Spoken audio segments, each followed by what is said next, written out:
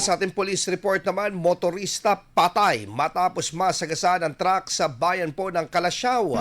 Para sa detalye ng balitang yan, kasama natin Idol Denise Brillante. 104.7 IFM. Report!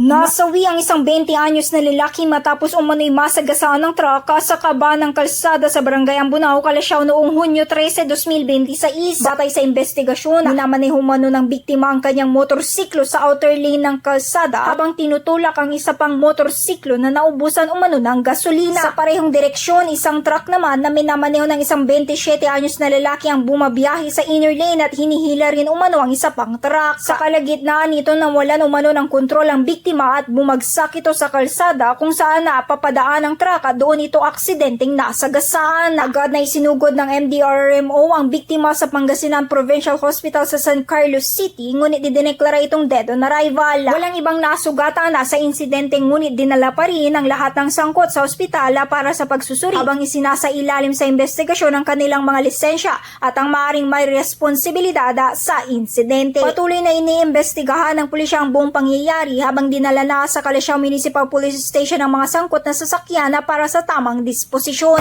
Kasama mo mula rito sa IFM News Dagupan, ito si Idol Denise Brillante, Tatak IFM. IFM News. IFM News. IFM News.